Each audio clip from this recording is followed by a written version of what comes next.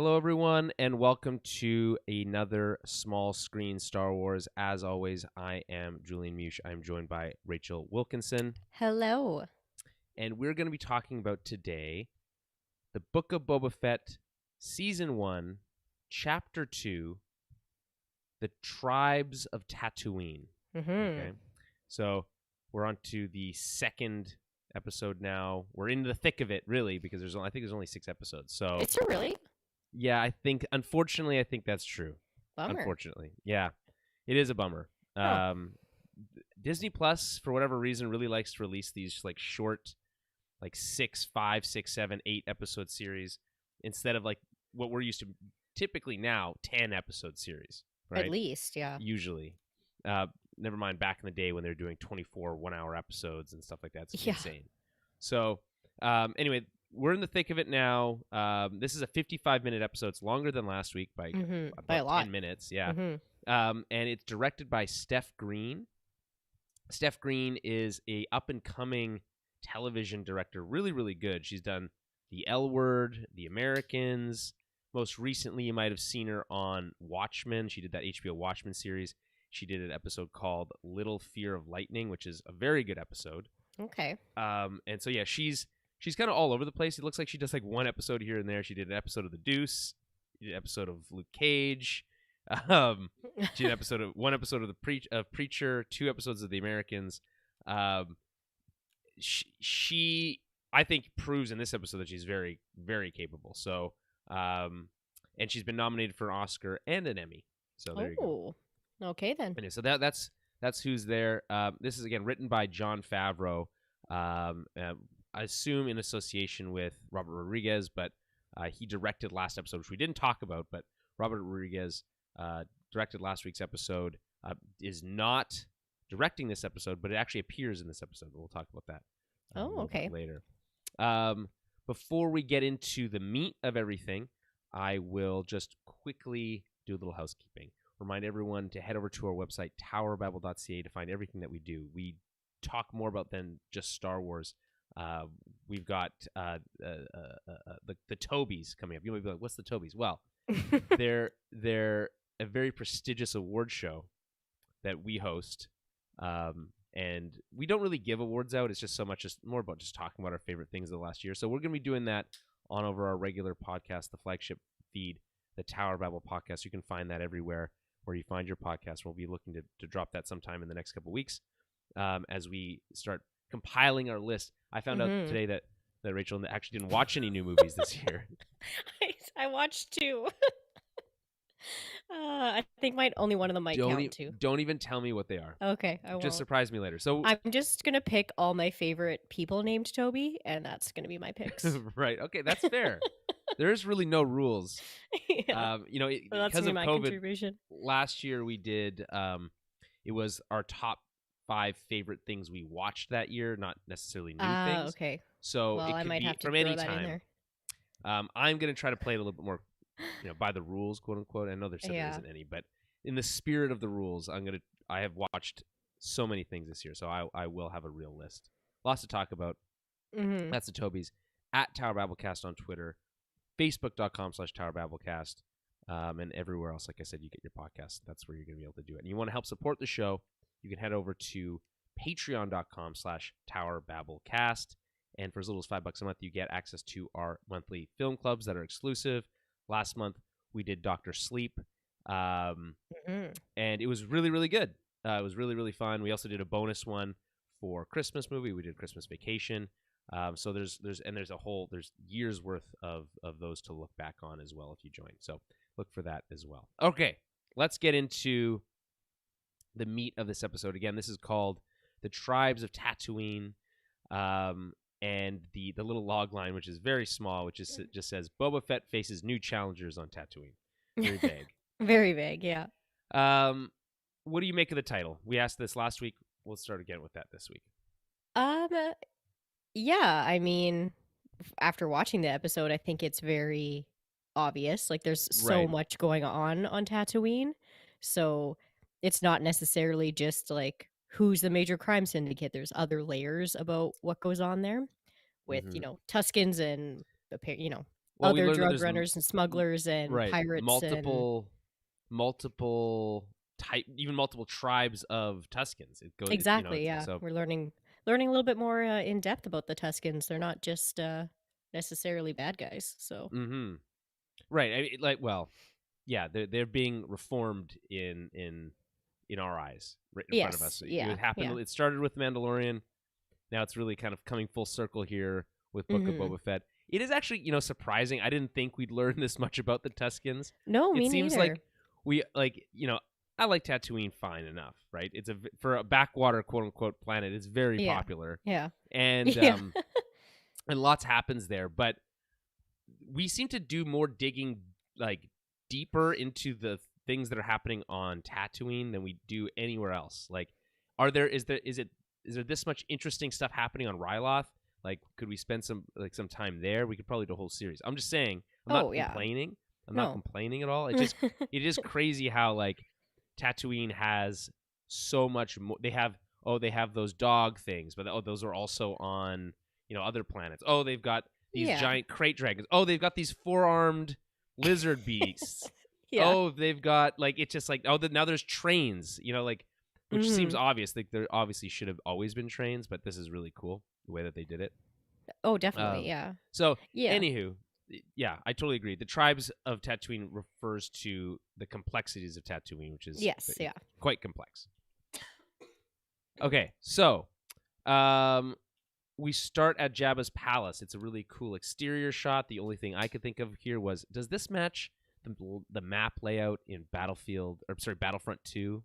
Because you get to if you Okay. play the Jabba's palace mission, there's like an outside section right by that gate.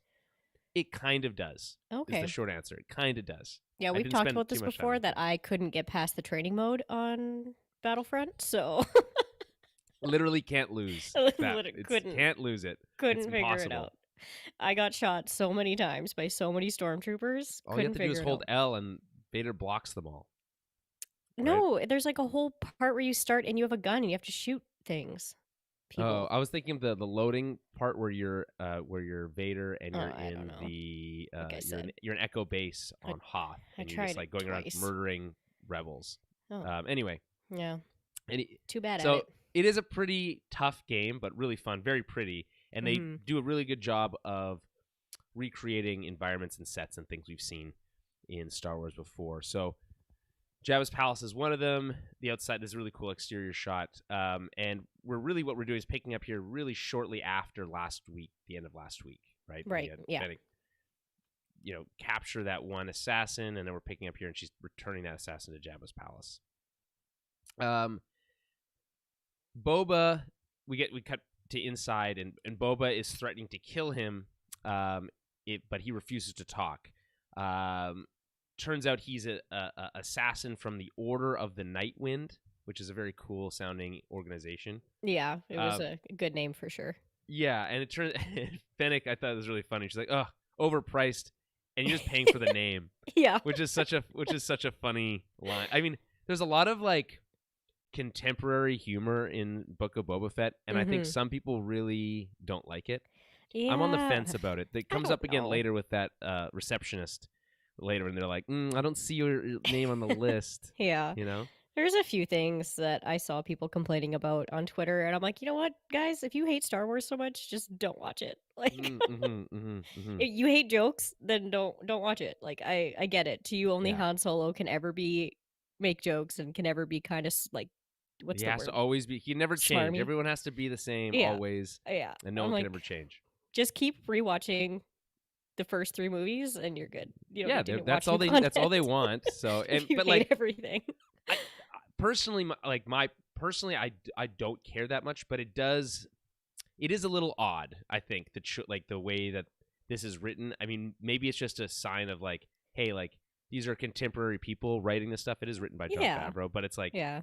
that's just how people talk now. So we just need to include that in Star Wars. I don't know if that's necessarily true. I think there's a lot of like, there's a way that people speak to each other in Star Wars that's different than the way we speak to each other in the real world. For sure. That you can kind of maintain most of the time. So when you do stuff like, oh, you're really paying for the name, that kind of, I can see where someone might say, oh, that really sucks me out of the world, right? Oh, okay. I don't feel like I'm in Star Wars anymore. I feel like I'm watching actors on set.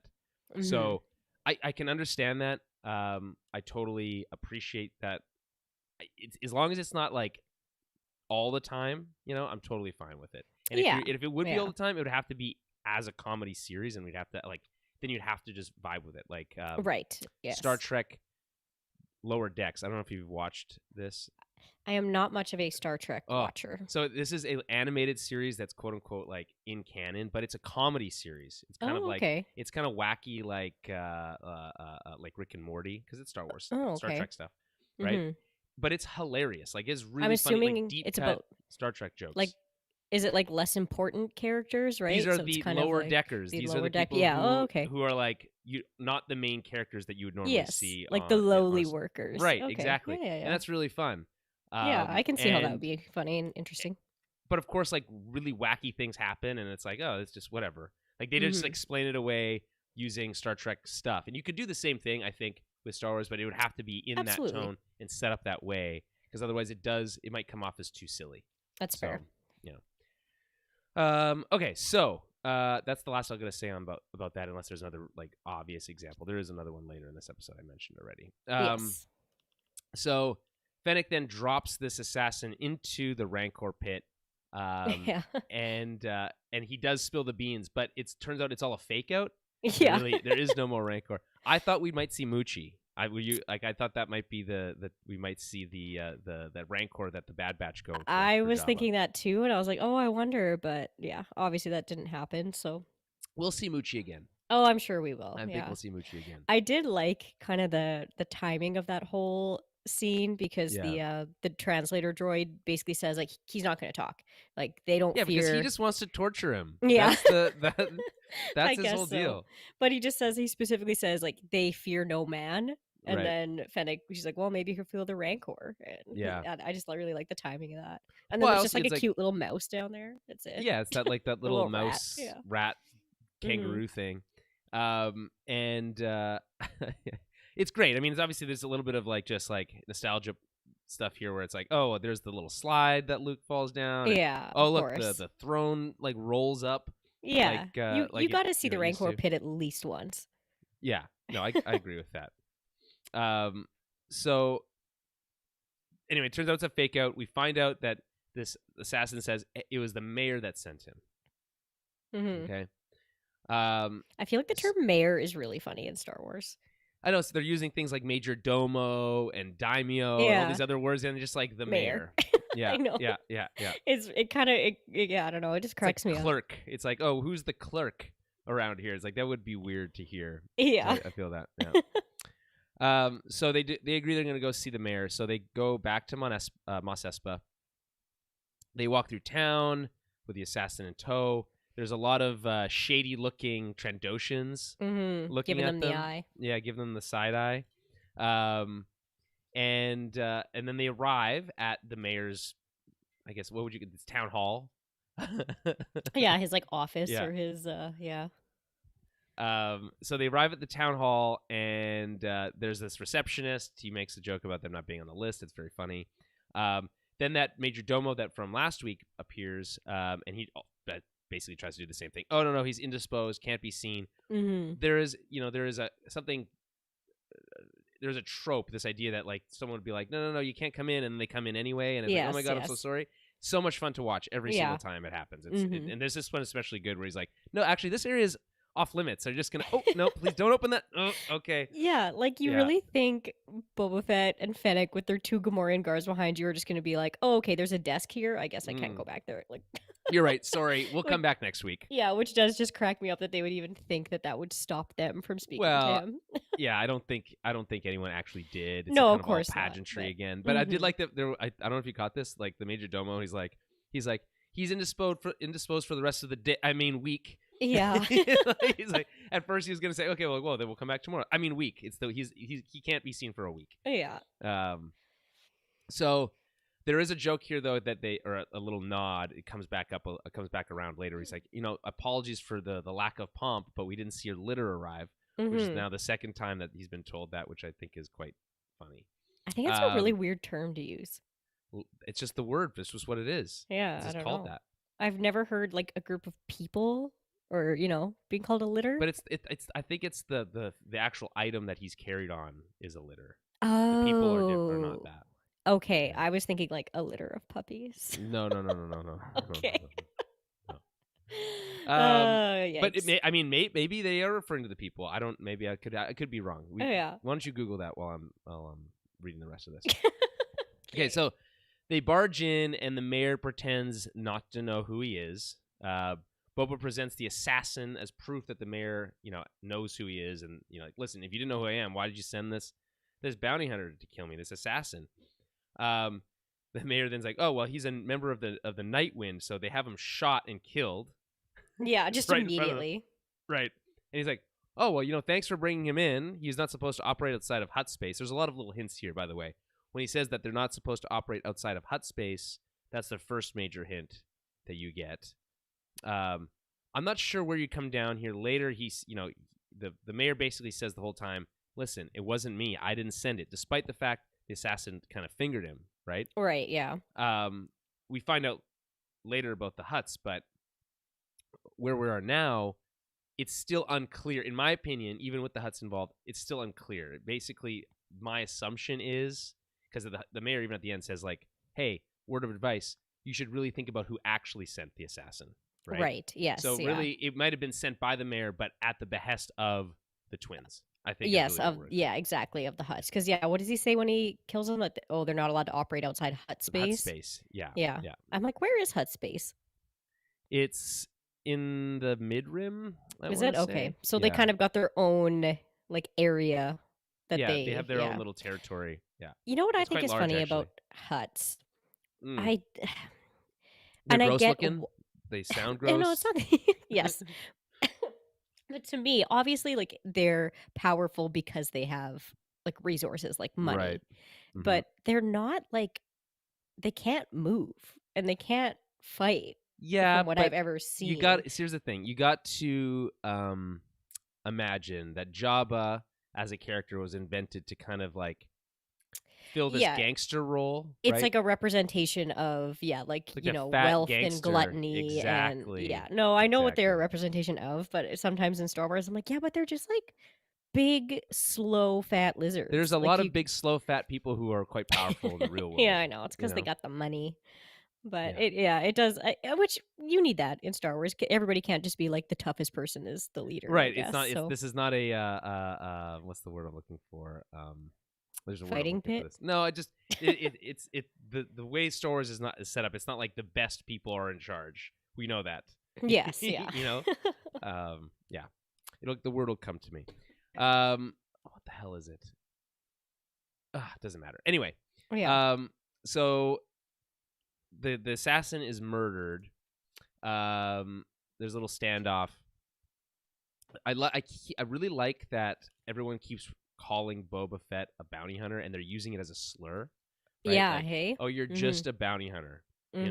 That's all you have ever been, and that's all you are to us. Right. Right. You're, yeah. It's who just are like, you to reach above your station? Right? Yeah. Exactly. It's like you're not a person in charge. You're who gets hired. You just get paid. Yeah. So the mayor, by the way, his name is Mok Shaiz. I really like the way that Boba Fett says his name. Oh yeah, so cool. I'm not a fool, Mok Shaiz, whatever he says. And so he is an Ithorian, by the way. Yeah, I was just gonna say I really like that he's an Ithorian. I think it's cool that we get to see one have a little bit more of a role. Right. I feel like they're always like in the background, like manning a computer or right. You know. Yeah, because I will say, it's hard to fully track what they're saying when there's the sound of his actual voice and then the computer voice over top of it is like. Oh, okay, yeah. Is just I find a little distracting. That doesn't really bug me. But I can see why others wouldn't mind that at all. So yeah, an Ithorian, and the English voice is Robert Rodriguez, the director from last week. Oh, okay. So he's doing the voice of the Ithorian. Really, I thought that's a kind of a cool yeah, that is neat Easter egg. Yeah. And so Mok Shaiz says that he sits on the throne of his former employer. Boba pushes back and says that Bib Fortuna was not his employer, right? And the mayor reminds him that really what he's talking about is Jabba. The huts are cast a big shadow, not just because they're fat, because they have a lot of power. So Yes. what it seems like happened, okay, and we're putting the pieces together here, that Bib Fortuna really wasn't in charge. He was just No, like a a placeholder. placeholder. Exactly. He was there because they didn't have another Hutt to come sit on that throne, so he was going to hold the spot. He was just keeping the seat warm. Yeah, right? exactly. Like he was definitely taking yeah. orders from Hutts higher up. He wasn't 100%, running 100%. the show. He wasn't, and like, to some respect, you know, every time they call Boba kind of an idiot for not kind of understanding how this stuff works, it's kind of true, because it's like, what the hell did you expect? Like, just you thought this one fat dude who used to be Jabba's major domo is now in charge? No way. Yeah, no, of right? course You not. Just because you killed him doesn't really mean much. No. Right? So that's kind of what people are trying to tell him, but he's not. He's kind of a slow learner as it comes to that. He'll figure it out. Mm-hmm. Yeah, it's not Vikings where if you kill the king, you become the king. Well, it seems like that's what he expected. Yeah, you know? Which I mean, well, I guess he's not. I'm like, that is kind of a Mandalorian thing, but he's not really a Mandalorian though, so disregard. Well, that's hard to say. I mean, he would disagree. I think he would consider himself a Mandalorian, but because remember he talks about his chain code embedded in the armor. And Fair, all that stuff. Yeah. I just don't think he's actually been. I mean, who knows? But I find it hard to believe that he was like fully trained in like Mandalorian customs. No. That's true. But I guess it depends on how you define a Mandalorian anymore. We talked about this in For sure. Can it just be anyone who wears the armor? Is it trained in the right way? Is there a bloodline situation? It's still not fully clear. No. It could be both. Yeah. So where were we? Anyway, so the mayor basically says, "Okay, fine. Listen, I didn't send the assassin. You should really think about who did. And you know, here's my my actual gift to you. It's a piece of advice." And it's basically all he says was like, "Hey, it's much more complicated running a family than it is bounty hunting." Right. Right. And I love, by the way, the choice of the use of family here, because the crime is like the a word crime family. is absent, but it's like it's conspicuously absent. You can see the missing word there. Right. Of course. Yeah. And it's really, so that's cool. So it like, hey, really, they pitched the show as being like, hey, this is an exploration of the underworld. It didn't feel like that in episode 1. It's starting to feel much more like that now. So that's very cool. Yes, definitely. He then tells them, you know, as he leaves and Boba leaves a little threat, the mayor basically says, "Hey, go check out Garza's sanctuary for kind of proof about the weirdness that's going on here," right?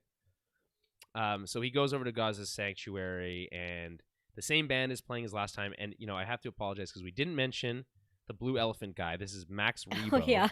Okay. Yeah. Who, by the way, does not have legs. I want the people to realize this. Fucking crazy. He sits. It's just like a torso that sits on a pillow. Oh, really? Yeah, it's nuts. I didn't know that. I assumed he had little. Everyone assumed legs. He had. Yeah. He's been drawn with little elephant legs before, but there's a shot. There's examples of him without legs and with legs in depending on which medium you're looking at. But it seems to me like he doesn't have legs. The last time we saw him, Jabba's sail barge. How he survived, unclear. Okay. Yeah, fair. But there's also an astromech drummer, which we also didn't mention, which I think is a fun little. Yes. I noticed him during this episode, actually. Do you think he's got good rhythm? The drummer, the droid drummer. I mean, I feel like it'd be hard for him not to have good rhythm. It would just be a program. So it's basically just a metronome, like a little keyboard. Yeah. Yeah, exactly. So Madame Garza greets them and offers him to get him a drink. I really loved the way she plays this whole thing. I was like, listen, go sit at the bar, get your drink, we'll get you a table. You know, no big deal, right? Yeah. And because it sounds like something you like if you go to a restaurant and it's like, oh, you had a reservation, but something got messed up. That's kind of like what they would say to you. Oh, for sure, yeah. Bring you a drink while you wait, kind of thing. Right, exactly. And Boba's like not having any of it, right? And he's like, listen, I don't care about any of this. Clearly something's going on. Otherwise, you wouldn't be, you know, so nervous about me being here, right? Exactly, yeah. His what does he say that she's like sweating like a... She's like a Gumta on Mustafar, which I don't know what a Gumta is, but it's a funny line. Yeah. Right? It does imply, though, that he's maybe been to Mustafar before. I guess if he was working for Vader. At least, yeah, he would have definitely been there. Yeah. exactly. Visiting him at his little castle. She, Madame Garza, reveals that, quote, the twins have laid claim to their cousin's throne. And she's, of course, talking about Jabba again. Everyone's talking about Jabba. Jabba casts a big, I guess, also a wide shadow. They mention in The Mandalorian Season 2 that when he was killed, there was a big power vacuum. So we're seeing a lot of that now in kind of these flashbacks. We didn't really see a lot of that in Mando, right? We're seeing that, like, hey, the Tuskens are now being, shot and killed by this train that's passing by because, oh, the Pikes are in town now. And, now we've got this biker gang of Niktos. They're around. Yeah. Right? They're messing stuff up. There's that other gang from the end of from that episode of Mandalorian. Also, they're like, and then of course now you've got Boba Fett trying to lay claim. Plus now you got the twins. Yeah, so exactly. There's a lot going on. Yeah. Plus the Trandoshans. Don't forget them. Oh, exactly. They're lurking around all. Yeah, lizardy. They are being super lurky. Yeah. So the quote unquote the twins. I looked up the twins. They don't have a backstory. This is the first time that they've been mentioned. Really, in canon. And Boba doesn't believe her at first. He's like, no, they're too busy dealing with the debauchery on Nal Hutta, which is of course the home world of the Hutts. And then of course we hear a menacing drum beat. Never a good sign. Yeah, I really liked this. I liked kind of how it's not a cantina, but the bar band kind of stops playing and everyone sort of stops talking, and this like heavy drums are playing in the background. It's like like war drums basically. Yeah. Yeah, it is very menacing, and it always sounds cool. So they go outside and they find 2 huts, and this is where I think that all those jokes about people not arriving on the litter is super funny, because of course they're being carried on a litter, right? Yes. And they're being carried through the streets. There's 2 of them. I love how their platform is bowed because they're so heavy. Yeah. So I think that's really good. And I hated how they were just like wrapped around each other. They look so gross. I was like, ugh. Yeah, they always look gross. This is actually, I know. I will admit, this is the first time we've seen a live action. Did we see Jabba in Solo? I don't think so. No, there's live action in the first movies. No, but since the first movies. When was the last time we saw a live action Hutt? Got you. I'm trying to remember now, and I'm trying to say, I feel like maybe I know we saw Jabba in episode 1. Yeah, we did. But that might be the last time. I don't think we see any Hutts in any of the sequel movies. It's just so hard because I obviously so much. They're in like so many of the animated that it's right. Yeah, but don't even get me started about Zero the Hutt. He's my least favorite. He's the worst. He's the worst. Yeah. Topping the list of everyone's least favorite characters. It's like he's my number one. Yeah, there's a lot of crappy characters. But anyway, they look so good. I think this is the best looking. They do look, yes. They don't look like super CGI. They actually look very good. Yeah. Very real. Yeah. And that's very cool. So anyway, they arrive, and everyone's quiet in the streets, and Boba's standing his ground. And they start speaking to them in Huttese. Even Boba greets them in Huttese. And then we get the everything's in subtitles. Same font and coloring as the original series, so that's cool. Yeah. And so they claim to have the rights over the territory, of his throne, right? And I love how they even send out this guy with a little like official document, and he's like, I don't care what that thing says. Yeah. Like, okay. Oh, you wrote up a Word document. That must make it official. Yeah. Yeah. And we are then introduced. He's like, okay, well, you don't care about my tablet. So then they're like, well, what about this? This was my favorite part of the episode. Yeah, it's very fun. And they introduce a large Wookiee with dark fur, so cool, carrying this massive blaster. It's so big. I yelled. And now they don't name the character in this episode. In fact, I he's know not even who credited. Yes, well, let me get to it. I'm sorry, I'm so excited. So this character is named Black Chrysanthemum. Yes, he's so cool. And is a Wookiee bounty hunter / gladiator who has appeared in a lot of books and comics. Yeah. Well, not a lot. He's appeared in a couple. He's got like there's a lot of really cool backstory about him. Yeah. As soon as I saw the back of his head, I was like, "Is that Black Chrysanthemum?" I got so excited. I was like, "Shut up! Shut up! Shut up!" That's sick. At first, because he looks a little bit different in this than some of the comics, because in the comics he's got like a scar across his one eye that he gets from Obi-Wan. Mm-hmm.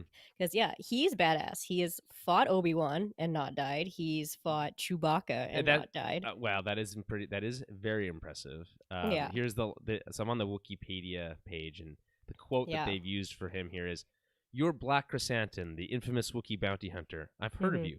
I know you were forced to leave Kashyyyk. Yeah. Now, and how you've disgraced your people ever since.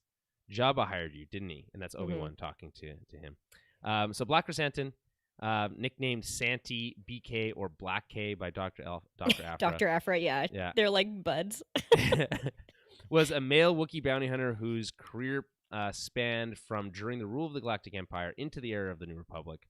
Originally captured from his own homeworld Kashyyyk and trained by the infamous Zonti brothers as a gladiator, Chrysanthemum later became a ferocious bounty hunter. He was regularly hired by the crime lord Jabba, and at one point he was hired by Darth Vader during the Galactic Civil War to track down and capture an agent of the Empire. Yeah. Following the end of the war and the death of Jabba, Chrysanthemum came under the employ of the late Hutt's cousins, brother and sister crime lords known as the Twins. Their cousins' criminal empire has taken over by the former hunter Boba Fett, and the Hutts sought Chrysanthemum's services, wresting control away from the self-appointed daimyo. So that's Black Chrysanthemum. Very cool. He looks cool. Very cool too. He's I think scary. his spiky he's always gladiator cool. things. Yeah, he's always looked very cool. But even like, you know, what they did to recreate his look in live action here is very impressive. Yeah, in my opinion. He's crazy savage. Like there's like, and obviously like comic books are comic books, but yeah, I know they make fun about how Wookiees can rip people's arms off, but doesn't he like actually rip people's arms off in like the Dr. Afra book? Yeah, he does. And no, there's a lot of things. Like he takes on like full, and like not even just like strong, but like smart too. Like he takes on like full groups of stormtroopers and just murders them, and like people will see him, know who he is, and just be like, absolutely not, like run away. Right. They're just terrified. Like he's pretty menacing. I'm so excited to see more of him. So I really and him and Boba Fett know each other as well. Yes, which is so cool. So because they were both under the employment of Vader at one point and worked for Jabba at multiple points, these are both like they've had the same boss basically multiple times. I was trying to find where like the quote Boba Fett uses comes from, like what he's referencing. I think it's new information. Okay. Because I was curious. Like if I watch a lot of like lore videos and stuff to see if like when those types of references are made to like, connect those dots. I haven't seen anything. I think it's new, but I do like, so Boba, you know, he's not phased when he sees Black Chrysanthemum because I love that he's seen him before. He knows who this fucking guy is. Yeah. And without speaking directly to him, talking to the Hutts instead, he says, you can bring as many gladiators as you want from the death pits of Dur. Right. And mentions that, you know, Black Chrysanthemum killed a sleeping Trandoshan guard. Yeah, he's like, I'm not a sleeping Trandoshan guard or something like exactly. that. Yeah. Which is like this menacing, pretty funny, like dig. Yeah. At him. Right? It's just like, oh yeah, you're so tough. Yeah. Like anyone could kill a sleeping guard. Yeah. So, and he even then gives him like this side-eye glance with his helmet, which is I think is pretty good too. And he doesn't say anything. Like Black Chrysanthemum doesn't say anything. No, he just kind of growls. Yeah.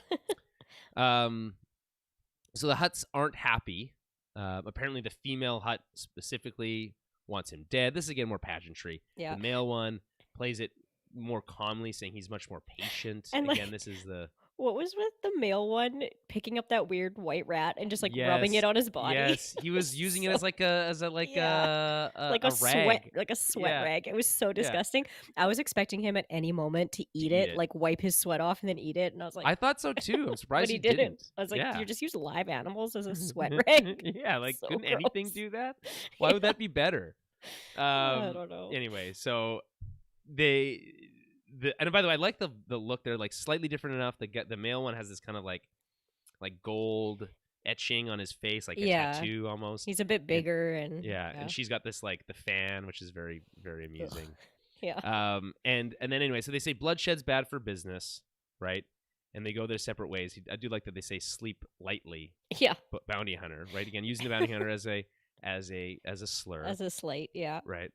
And then anyway, so they go their separate ways. There's this good line here from Fennec. It reminds Boba that, you know, they need permission to kill a Hutt, right? If they want to kill a Hutt, they need to get permission. So this is kind of references again. This gangster thing is like being a made man. You can't just go and kill a made man. You know, Right, yeah. But I'm like, who do you get permission from to kill a Hutt? You got to get from the council.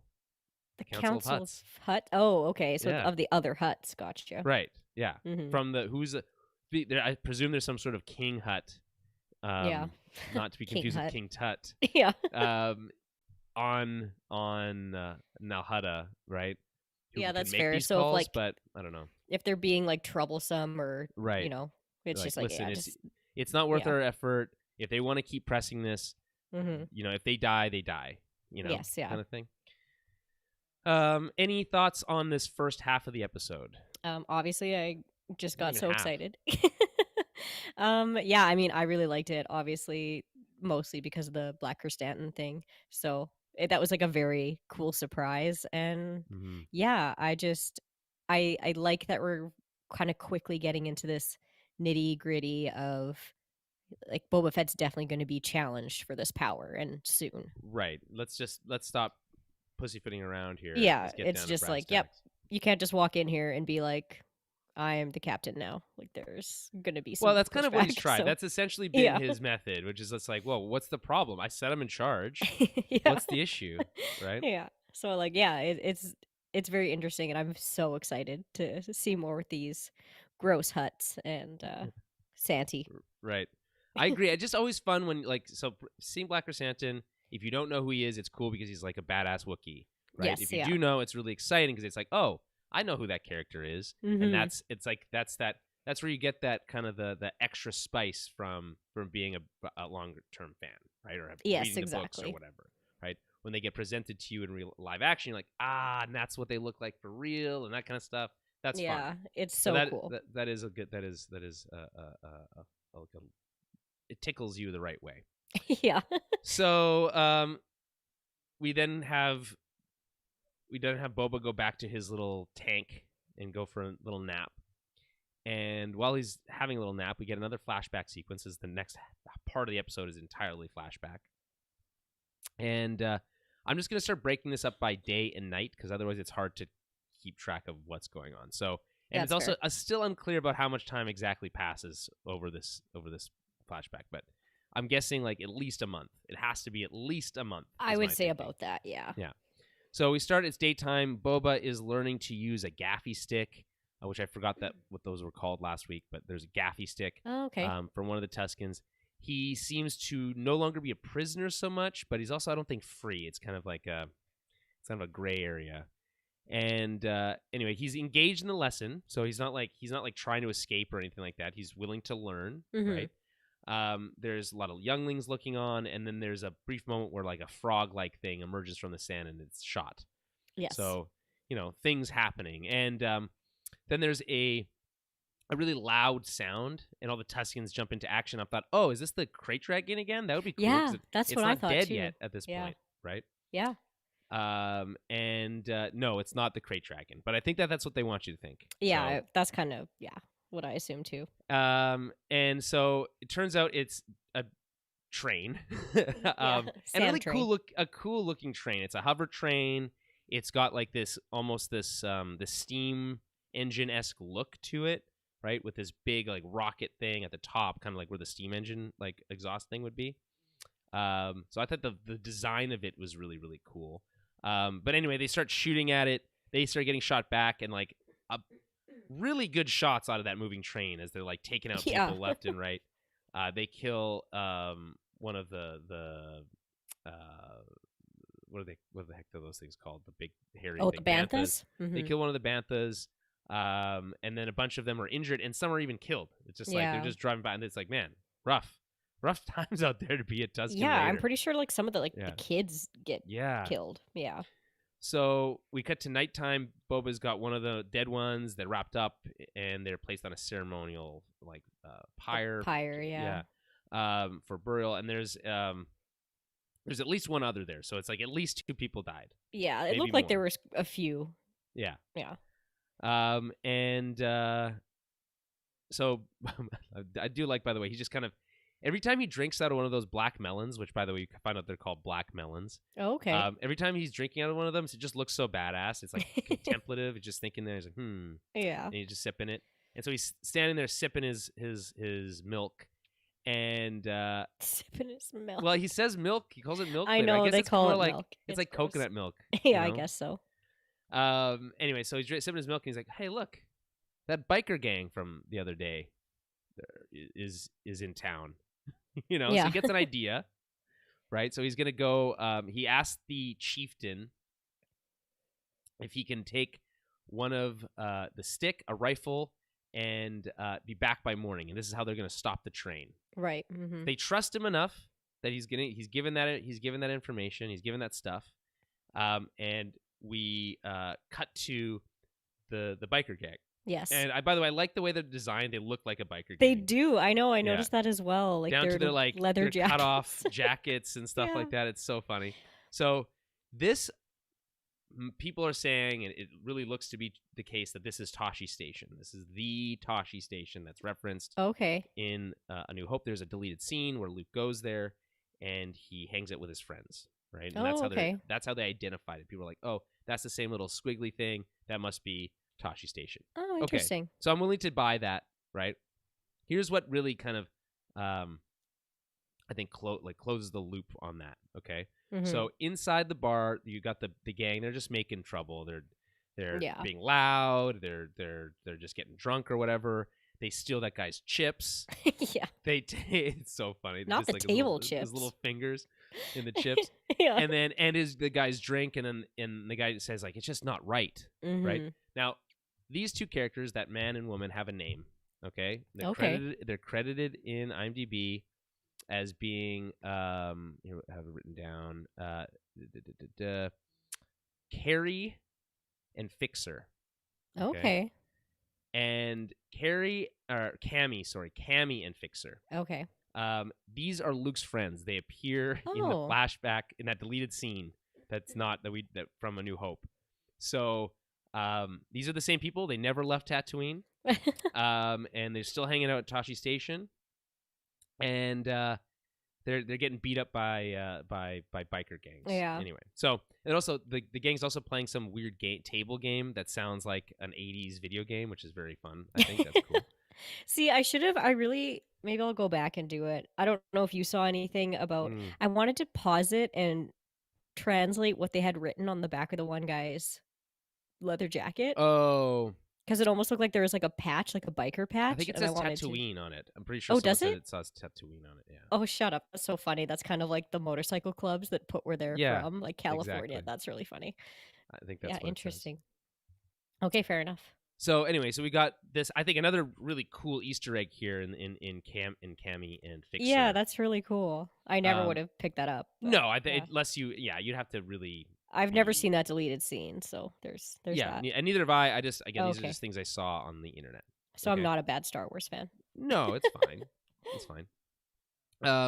So Fixer tries to stand up to them. He says it's not right, and then he starts to get beat up by the gang, and then Boba arrives. This is classic Western stuff. Yeah, right? I love it. Just really classic Western stuff. So Boba makes quick work of them, just beats the shit out of them. Oh yeah, right. And then steals all their bikes. Steals all their bikes. But I do got to mention, I love when the guy's thrown through that glass window. That's also a really classic Western trope. Someone getting thrown through the front window of the saloon or whatever. Oh, of course, yeah. And then the bartender just like doesn't care, unfazed, just starts cleaning up the glass. Yeah, so cool. Yeah. I love an unfazed bartender. Oh, it's always the best. The whole bar fight breaks out. It's like no one cares. Yeah, it's fine. I also love how Boba beats half them up with just the stick. Like, it's like his rifle, I think, snaps in half at some point. Right, yeah. And then he's just like, fuck it. I'm just going to use this stick and beat the rest of you unconscious. Cool. Yeah. And, like, I was going to say, the other thing about the bartender is they're paying him. They're buying drinks off of him. So it's like, it's not even like, they were being annoying and all that kind of stuff or whatever. But, like, at least they're still paying for drinks. You know? That's something. Say something about that at least. Okay, you and I have worked in bars in the past. Yes, I know criminals always pay for their drinks. I know we both know that it doesn't matter if you're paying for your drinks if you're a shitty person. Get out. Right, that's true. That's true. Unless you are a murderer, in which case then you can do whatever you want. Yeah, fair enough. So we cut back to day. he didn't arrive before morning. He was late, but Boba is riding back to the Tusken camp, and he has the gang's speeders with him, and he's just like towing them with a rope. Now, I'm not entirely sure how that works. Well, it seemed like he just turned the other ones on and towed them Right, behind. but how do they stop? Once they're going, how do they stop? They're in neutral. Yeah, but like I don't know. That's like saying, okay, that's okay, fair enough. But that's like having a car. Have you ever tried to tow a car with just a rope? Yeah, but usually there's a person in the car being towed. There has to be a person in the car, because if you stop the car, the rope is not stopping the car from running into the back of your car. All right. Too much semantics, okay? I'm just saying it. Listen, I just want them to follow their own rules. It doesn't make any sense. How does? And the way he shows it, they kind of she's like, ooh, just like slowly rolls in, and they're all stopping at the same time. I don't know. Maybe he's got some sort of remote control. I don't care. It just that's what it made me think of. Right? It's like I'm just surprised they did, like as soon as he takes a turn, they don't just go all flying off the other way. Yeah, that's fair. That it didn't even cross my mind. So well, this is the way my brain. Yeah, that's fair. So he offers them to the chieftain as a gift. And here's the thing, by the way, we can identify the chieftain fairly easily because he's wearing a bunch of like extra cool stuff. Yes. Right. But and listen, call me racist, call me a Tusken racist, but like I can't tell who's who with the rest of the Tuskens. Okay. I don't know. I think that there's like a point behind that. So, it's kind of there's the main basically two, right? There's the chief, and then there's the kind of the warrior guy that's got the long black kind of strips of But you're right. Everybody else, I think, is because they're more foot soldiers, that they all dress very the same. I don't think there's a lot of like identity in Tusken Raiders. Even the other. You mentioned two. I'm only able to identify one at a time. Okay. Okay. So well, I got two. So. I feel like I'm supposed to be able to say, oh, that's the other one. Every time I see that other one, but I don't. Yeah. I can't. Fair. Like for whatever reason, they're just slightly too similar looking. Is fair all enough. I'm saying. Okay. So yeah. What I'm saying is all Tuskens look the same. Okay. Maybe they just wear slightly different clothes. Yeah, you're just gonna need to be better. They're also like, I don't know if we're gonna get to see what's underneath all the Tusken like. Cloaks and all that stuff? We've never seen that. Yeah. They certainly don't sound like people. They bark like dogs and stuff. Yeah. They kind of sound like braying donkeys. Yeah. My kind of thought on that is it's like they look like people, and that's fine. They just look like humans. No, are they just humans under there? No, I don't think so. I think they are like a specific like species. They're different species. I think they are. Because it sounds like they can't speak common. Right. They can only speak. It's kind of like the Thorians, right? Like they can't speak common without a translator. Mm-hmm. Right. Hence the sign language. Okay. Yes, exactly. So, anyway, he presents the speeders as a gift. He promises to teach them all how to ride. I love the moment where they start ripping them apart. I know, that cracked me up. So good, yeah. See, like that's just, a good funny moment. Off. Yeah. That doesn't feel like a contemporary joke. I think that's a good Star Wars joke. So yeah. And although I think it is funny, he's like, "Listen, here's a gift," and then he's like, then they start ripping them apart. He's like, "No, they're mine. They're mine. Don't do that. They're mine." Yeah. Right. I was like, "So you can't present someone a gift and then say it's yours. That's not how that works." Yeah. But anyway, he presents them as a gift and promises to teach them. Cut to montage of them learning how to ride. Totally fine. Very fun. Yeah. Right? I'm sure you saw the whole hullabaloo about the like a bantha scene where he's right, people were mad. Who cares about that? Doesn't matter. I know. I thought it's very funny. I thought it's funny. I think I like how they're adding a little bit more, like, I guess you would call it depth to Boba Fett's personality, character. maybe? A little more personality. It's like, he's not just like super stoic and he says angry. 4 lines or whatever it is in the original series. It's like, yeah, how can you you've made up all this stuff in your mind about what Boba Fett is and who and then he's we see him and how badass he is. Yeah, we see him as a kid, but he's like super angry because his dad was just murdered. So yeah, he's so annoying as a kid. Yeah, he's really the worst as a child. Yeah. Yeah, it's just I like seeing like a different kind of like goofier, joking around side. Like, it's a grown man who's willing who's like at the reach rock bottom, as it were, and just like working his way back up and is willing to learn and like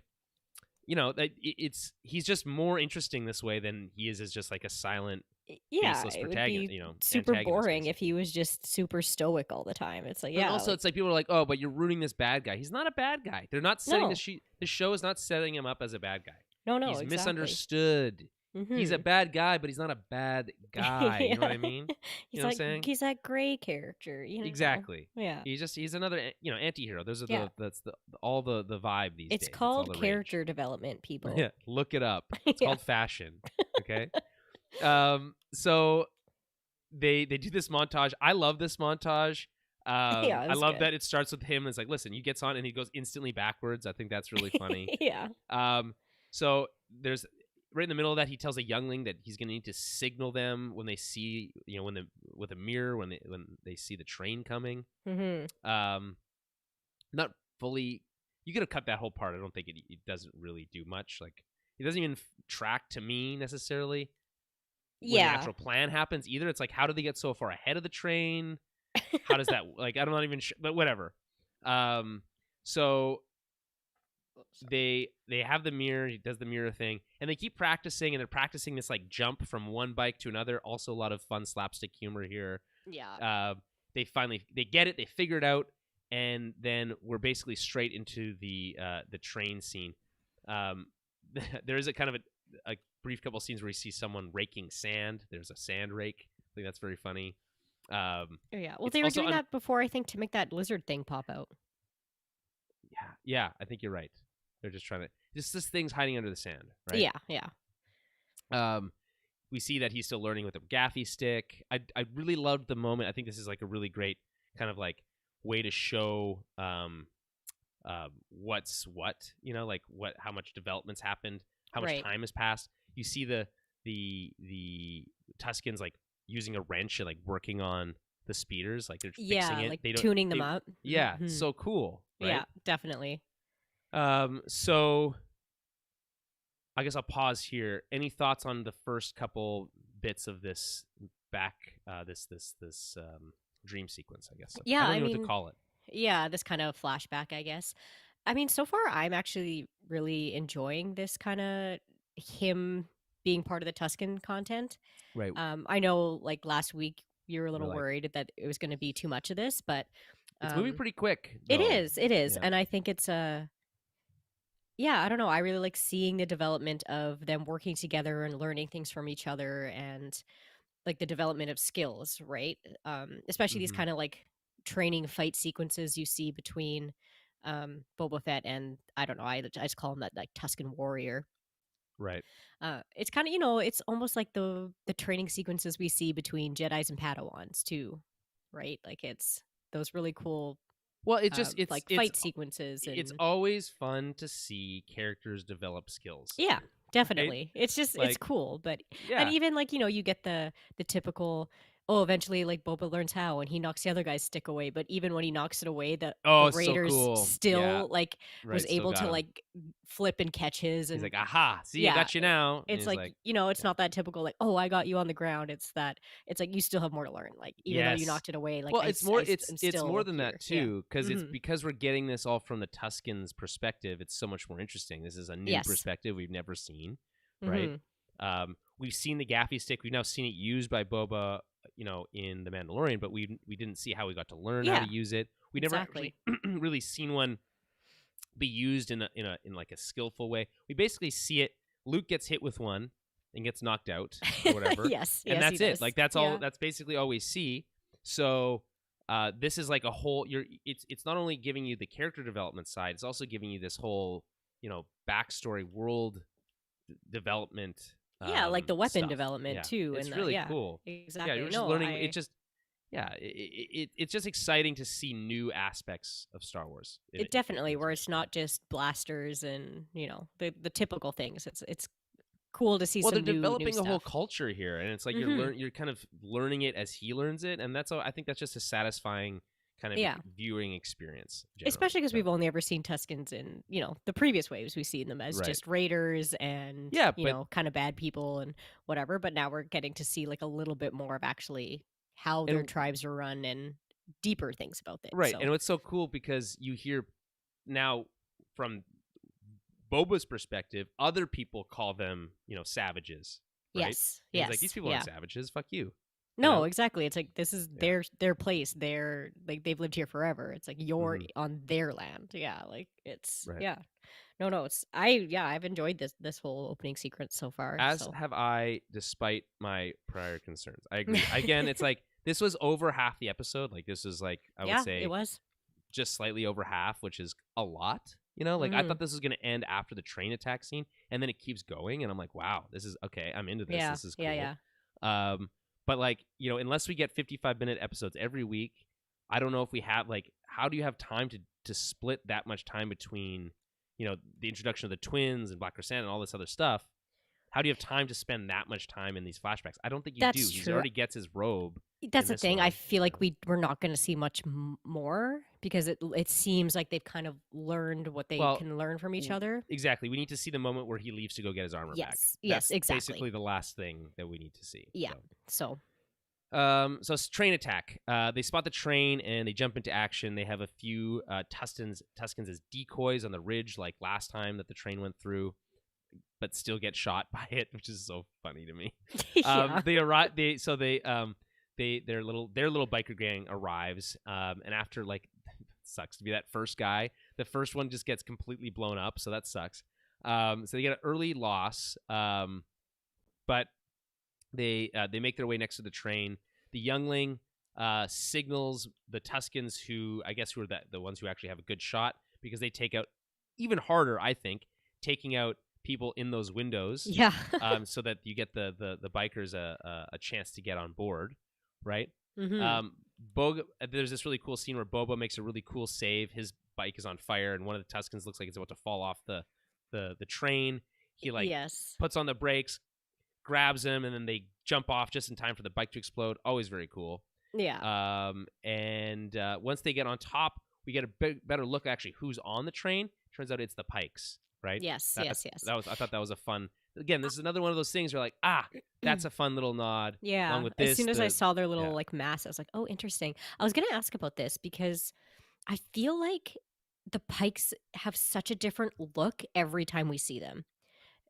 Right. And I mean, is there a reason for that? Like, are these? I wasn't even at first. So I I think wasn't the 100% first sure time if we they ever were Pikes. see the Pikes is in the Clone Wars, right? Yeah, but their heads are usually like wider. You know what I mean? And their faces are really small and squished. So like, I wasn't too sure if like the higher up Pikes are like wearing more of like I think a there's headdress. something to do with the head. I think there's some headdress action going on. Yeah, I wasn't only Pikes 100%. we've seen in live action were the Pikes in Solo at right, the and they looked a little different. I don't know. They looked a little different because they had those masks on like they do here. Right? Yeah, exactly. So, and which makes them look closer to their look in the Clone Wars, I'd say, right? That's but what I mean. Still not though. quite the same. Yeah, like even in like animated series, they look so different too, though. Yeah, so that's kind of they confused me just a little bit. I was like, are they Pikes or are they just wearing like? Are they just hired by the Pikes and wearing like to look like? Well, Pikes, then their robes later makes it very clear, I think. But well, they have the little like weird little tusky things, like the little right. So like that's where they smoke their spice from. I guess through those things or whatever. Yeah. So I'm like they are, but yeah, I just feel like we get so many different looks for them, but just maybe just variations in their species. Yeah, but this is by the way, this is the first time is jumping to after the attack, but this is the first time that we see them in live action, right, without the mask on. Right. Yeah, that's right. Fair. So which I think what they were struggling with is they weren't sure how to make them look not stupid looking in live action. Right? That's fair. And so they're like, okay, well, we'll just do this like blue alien look thing, and it does look fine. I think it looks. It does. Good. Yeah, it does. So anyway, it's the Pikes, and you're like, oh, that's cool. I thought that was really interesting. Yeah, me too. Found out. I was like, oh, that's sick. Yeah. Yeah. So there's a standoff. There's a standoff with them at the top of the train. You know, they get pinned behind this little roof grate thing. Yeah. And then we see the train conductor is a droid. Yeah, who's got I like a bunch of arms and is like twisting knobs and turning levers and all this kind of stuff. And turns out he's boosting the engine. That's what's going on. He finds out what's going on. He's boosting it, so that's what's causing that like those big blasts where people go flying. Now, again, talking about the cool design of the actual train itself, I think it looks badass. Yeah. It has, again, like that smokestack thing at the top, but it's actually the engine. That's just like, it's genius to me because then they get to use this whole other mechanic where it like blows people off the train, which is like, you didn't even need to have that. It would have been cool in and of itself on its own. But Yeah. here it is. See, right? it's cool that it wasn't just like, put at the back of the train, kind of like not a speeder, but like a pod racer or like Right. a ship, right? Exactly. It's right on top. So yeah, no, you're totally right that it adds that really cool level of like defense, but then also it makes sense It also for how makes the it train look works. like Yeah. an old train, which is I think is Yeah, really it's awesome. Of course, super cool. the last train we saw in Star Wars was in Solo. A lot of Solo Yeah. references in this Yeah, episode, that's true. or I where they did do a like train heist of their own. this one felt a little bit more like Western to me, Yes, I little less agree. not less Star Wars, but you know what I mean. It was had a little bit more of that like Mandalorian Well, the Western kind of feel.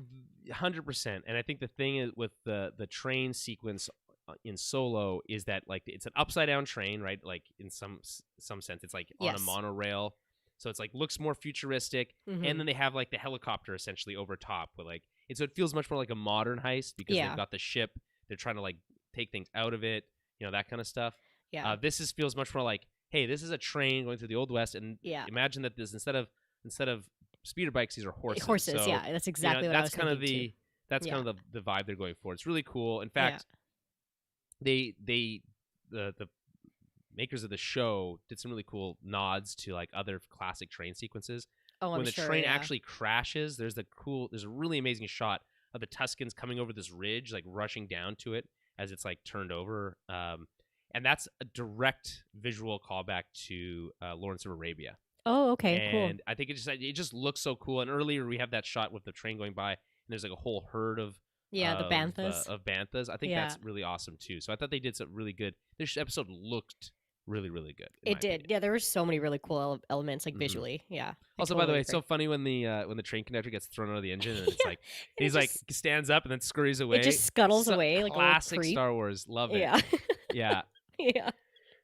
So they're stuck behind this grate. One Tusken who's like still out on their speeder. That's the warrior guy. Oh, that's the warrior one. See, again, it's hard to tell. I don't. He looks so different. He looks like because he's got the flowing black, almost like kind of they look like dreads to me a little bit. Like he's kind of got I'll try to pay better close attention. Yeah, his look is completely different. Like he seems like he's like the king warrior badass fighter of the like group. Okay, cool. Yeah, because you can tell just why like the way he pulls up and gets in. Well, and just he like the shit launches his thing into the train and like jumps off of it. Then like takes out a bunch of people individually. Super cool. And that helps break the standoff. They get to push forward. Mm-hmm. There's a couple more cool action beats here. And then Boba avoids being thrown off by the engine because there's one last kind of boost coming. Yeah. He lands on that little side panel thing, climbs into the engine room, kicks the droid out, and then and then tries to figure out how to stop the train. Derails the train. By the way, I love when he just like stop the train, and he's like Brr. It's like that's so good. I love that too. And he just jumps out the window. Yeah. Nope. Yeah. So yeah, that's good stuff. So they crash the train. Very exciting. Get that cool Lawrence of Arabia shot. Mm-hmm. So after the attack, love this. Love the framing here. Boba's sitting on a crate, but it's like a throne. He's got his little black melon. Yeah. Like I said, every time he's drinking from that, he looks like a badass, right? He asked the lead, like, who's the leader here?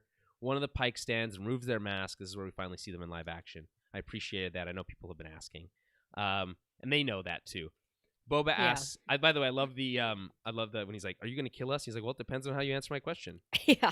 And it's like, "Are you carrying spice?" And he's like, "I don't know what spice is." And you're like, "You're an idiot." What does it look like? Yeah. And then it's open right next to him. He's like, "It looks like that." And then and then he looks back and he's like, "It's not looking good for you." Yeah. I just think that's good shit. Like that's some really fun like banter, I would say. And I love how they kind of like accidentally open that crate and they just get a whole waft of it right in their faces. Right. They're just tripping out.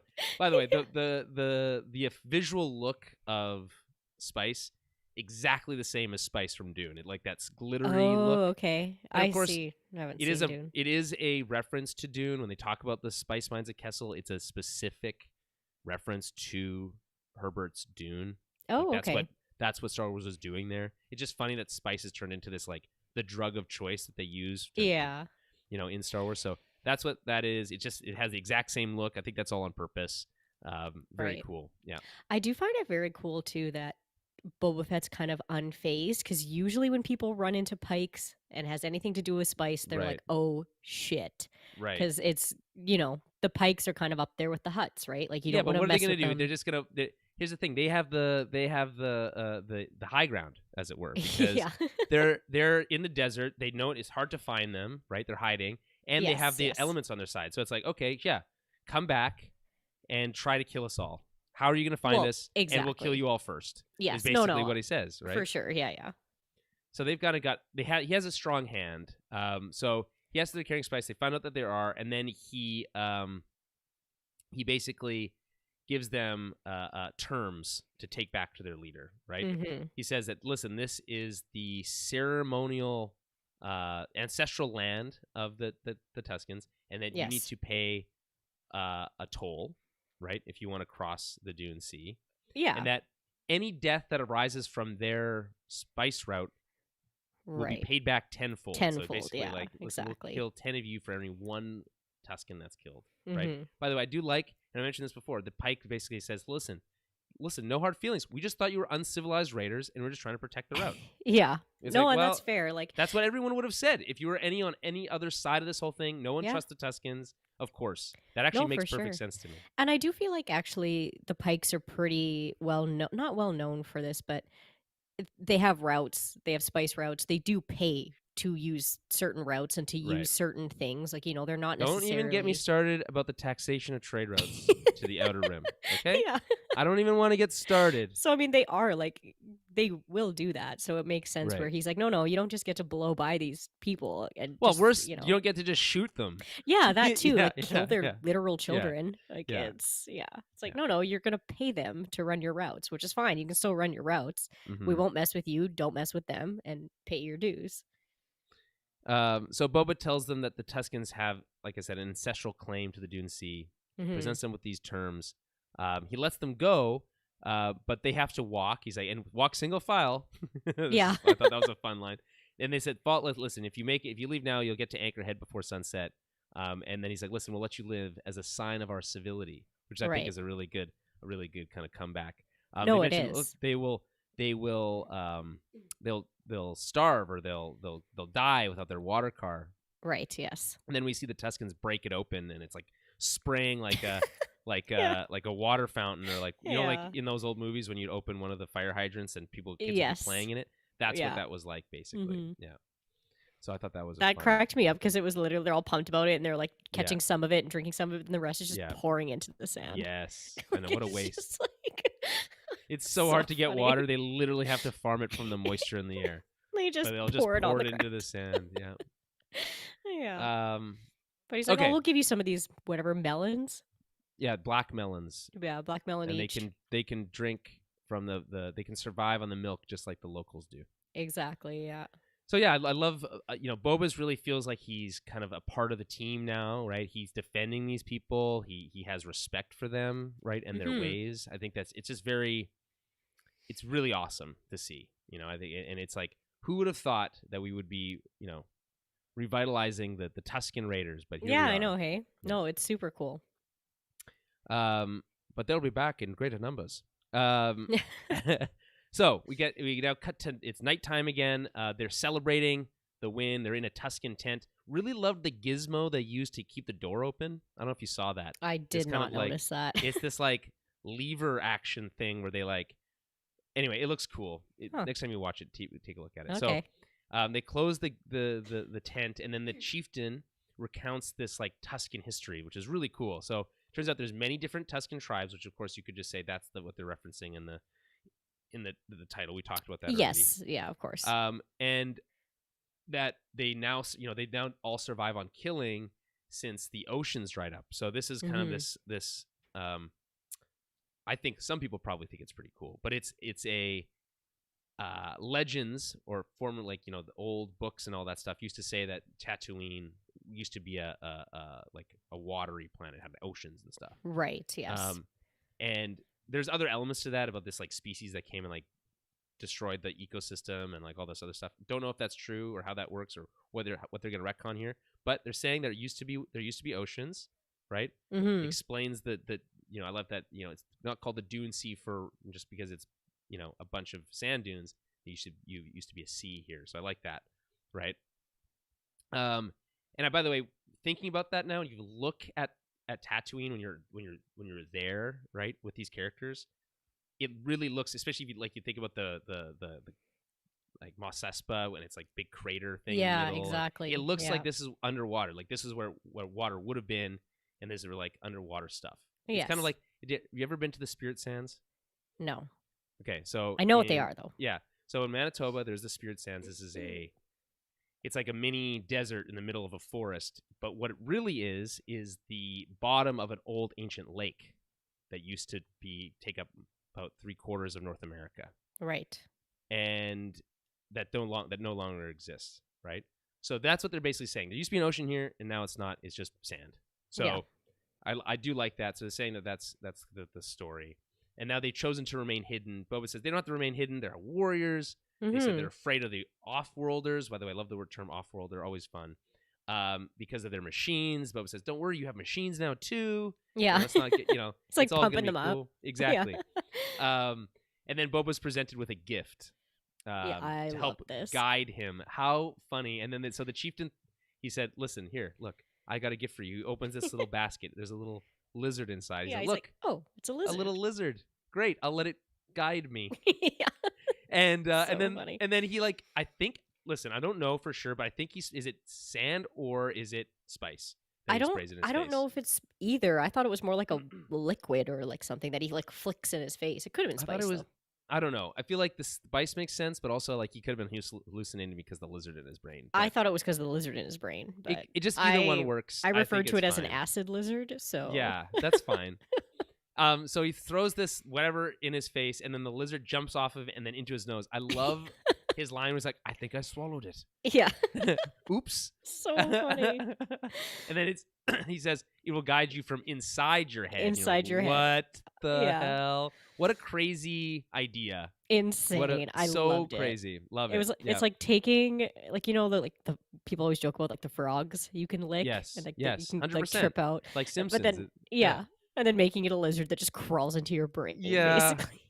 You just hallucinate. I'm like, it's this so is small. Amazing. But like also, could you imagine anything of that size crawling into your nose? Oh God, no. Just being in your sinuses. I would want to die. Yeah. I didn't even like taking COVID tests. So I love later I was like, I thought that was a part of the hallucination. I thought that was a part of the dream. So now he goes on his vision quest. Okay, I'm going to call it a vision quest because I think that's kind of what they're going for here. I thought this visually looked really cool. Oh, yeah, it looks super cool. So really pretty. He starts wandering through the desert, and then the desert starts turning into giant waves. So they go from dunes into waves, which I think is a cool visual look. And then he sees two trees, one small, one large, right? There's a lot of symbolism here, right? The larger tree probably representing either himself or his father. The smaller tree maybe representing him as a child, right? When he reaches the tree, we see that bunch of eyes of Jawas. Now we know it's Jawas because if you look in the credits, there's a concept art where the Jawas are more seen as actual Jawas. Oh, really? Just the eyes. Yeah, so it's the eyes of the Jawas, I guess, representing the ones that stole his armor. That's kind of what that makes sense actually. And then the tree grabs him, and it cuts to shots of him in the Sarlacc pit, right? Then we get to shots of Jango's helmet, right? And Boba's face reflecting in it, right? Yeah. Obviously, that's pretty straightforward, right? He has the same face as his father. The helmet is his father's helmet, right? Yes, of course.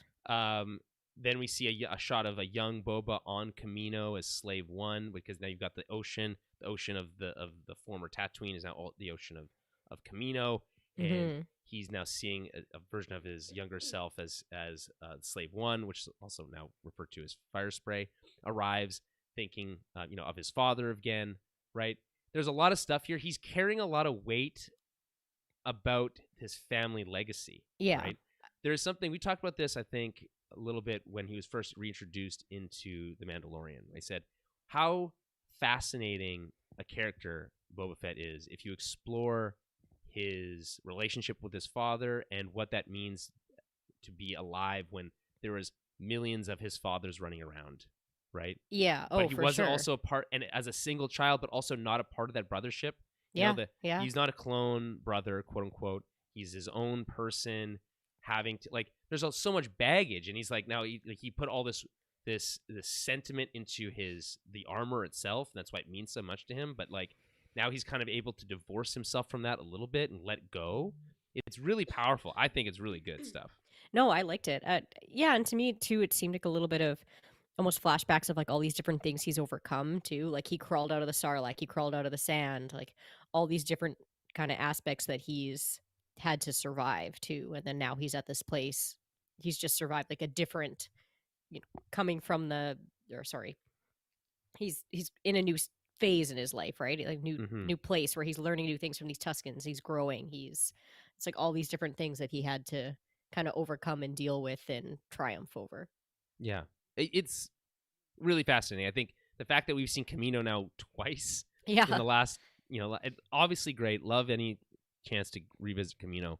I'm wondering if we'll get, we talked about this before last week, like, are we going to spend all the time with the Tuskens? Seems like we will. If there is other flashbacks, I'm wondering if it'll be to more young Boba Fett stuff when he was a kid. Because it seems like they've got like a good handle on that. Well, I don't know. It's interesting to say the least anyway. So Boba returns the next day. He's carrying the branch that he ripped off in his vision, right? Mm-hmm. And he's greeted by the chieftain, who takes the lizard back. He just opens the little basket and it runs out of his face. I definitely thought it was going to be dead. Like I did not expect to be able to see it. Yeah, that would have been again. That was pretty crazy. We don't even need to see it again for it to work, but it's like super cool. Oh yeah, I thought that was super interesting. I'm like, oh shit, it's actually still alive. Well, they need to reuse it for the next vision quest, right? Yeah. So Boba presents the branch, and the chieftain seems to find it acceptable. He then is robed in ceremonial Tusken garb. It's very exciting for him. Very reminiscent of the way he was armored in the last episode, right? As he stands there, and then the clothes are put onto him. He seems like he's clean, like he's been cleaned again. It's good. It's a good look. To me, it explains the black robes from Mandalorian Season 2. And of course. It looks so stupid with him wearing that underneath the armor. I still think it looks kind of dumb, personally. It just, like, the look of the armor with the black robes, I don't think is as cool as they maybe think it looks. I don't mind it, but I get what you mean. I prefer the jumpsuit with the armor. That's fair. That's fair. Anyway. And so it gives so much more context. I really think that's cool. I think if you went back and we watched that episode where he uses a gaffy stick, by the way. He's using a gaffy stick. Exactly. Yeah, a lot more weight. An episode that I didn't love at the time, but I think maybe would have a lot more resonance now. Yeah.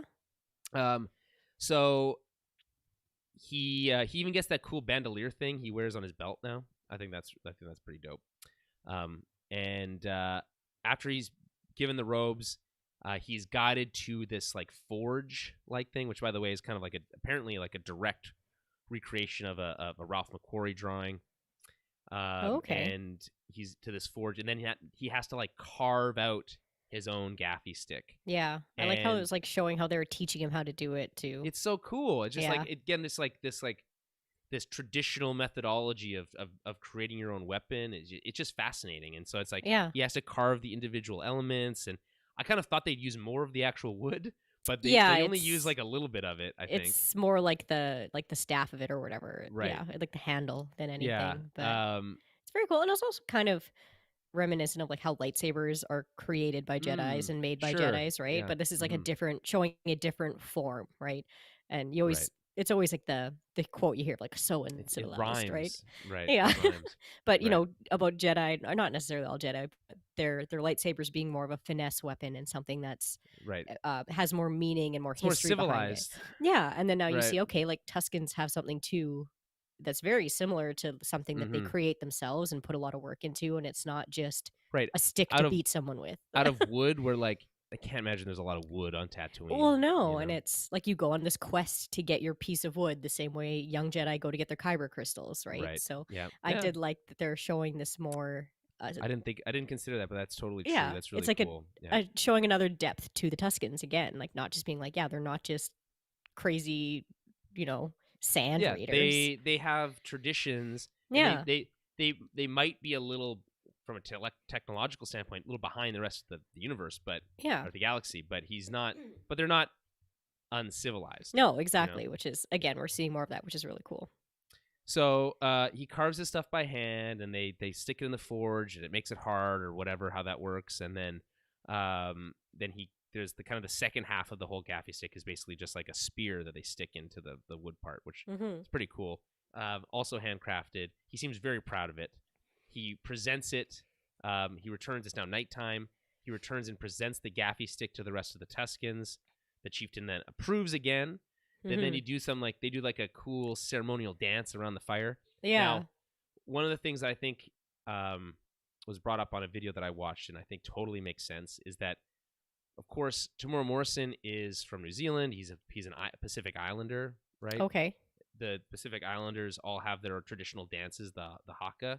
Yes, right? yes. Okay, yeah. So I think this is, and rewatching it now today with that in mind, I think it's obvious to me, at least, that this is like a version of a haka that they've done, it's very cool for the Tuscans. Yeah, it makes right? sense, because hakas are kind of like they're like a warrior dance, right? Where it's like there's Yes. like they kind of stomp and yell, and like it's Yeah. very, very like There's a lot of that supposed to be- happening here. Yeah, it's very passionate and full of emotion, and it's like a very raw kind of Right. tradition there. No, yeah, that's really cool. That makes a lot of sense. That makes more sense than what I was thinking. I was like, oh, it's kind of like not like Tai Chi, but those like martial arts kind of. Yes. Totally. The I've been watching movements. Cobra Kai season 4. I know exactly what you mean. Yeah, okay? but that makes a lot more sense that it's more of a haka kind of. Yeah, I think that's what they're going for, and I think Tamora Morrison probably would have been excited about that as an opportunity to kind of bring that into the character. I think that's really cool, and brings some real world gravitas to a made up character. Totally works for me. That's not absolutely. A problem. Yeah, I mean, he has a New Zealand accent. Someone explain that to me. Like how's that work? Whatever. So. You say the same thing about the British accents you hear. Well, exactly. Or like why do all the people on Ryloth sound like they're from France? Yeah, exactly. Like, it doesn't make any sense. It doesn't have to. No. But this is kind of like a cool nod to that. So anyway, that's the episode. I think pretty amazing. I saw some people saying it's like this is some of the best Star Wars they've seen in a long time. It was great. I think I'd have to agree. I think it's like really strong. It's like really, really, really good. There's very little dialogue again in the second half of the episode. As you're dealing with this the kind of sign language stuff. I really like how that's kind of evolving, and we're kind of learning with them. Yeah. The stuff, in present, quote unquote, present day, I think is, really heated up really quickly. Mm-hmm. Now we've got Hutts involved now. That's awesome. We've got Black Chrysanthemum.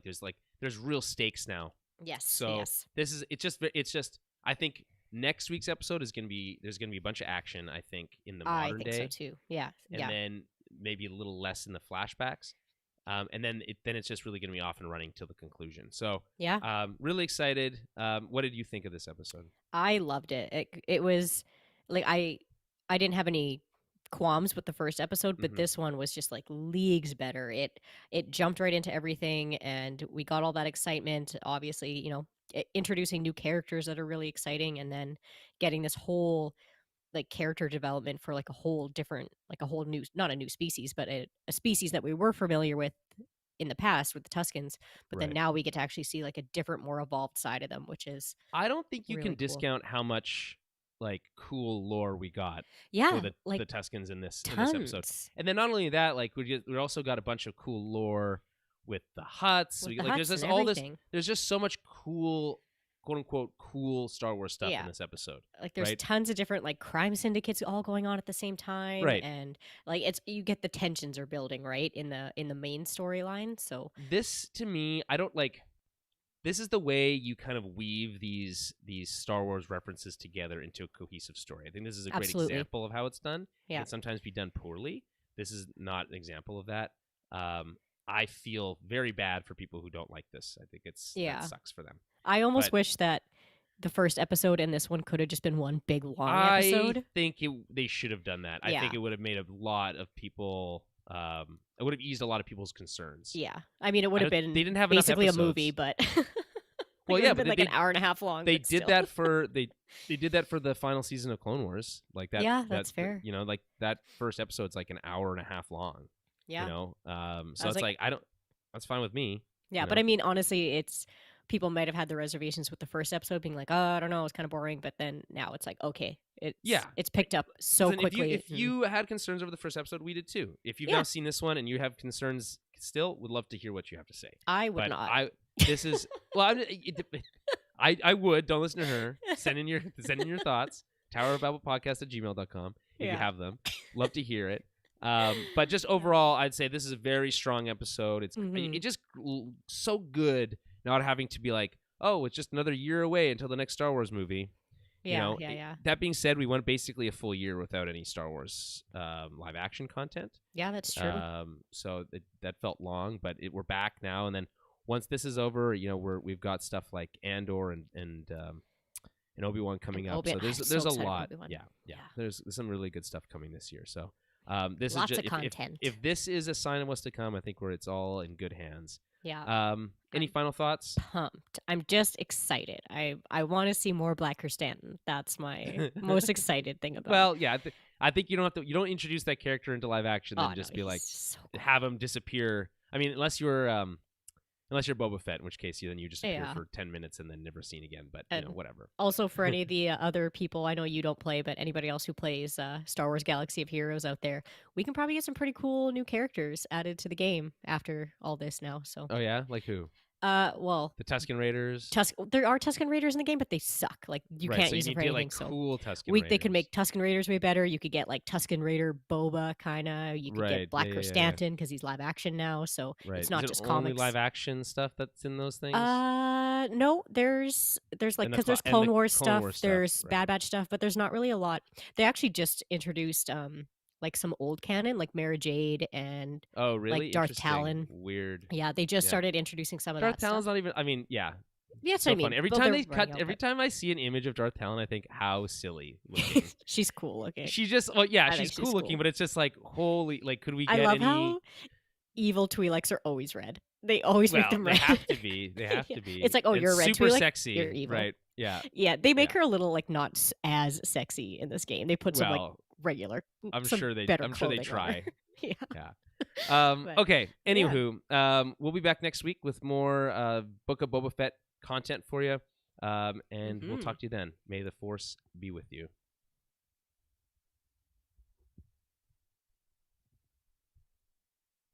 Oh.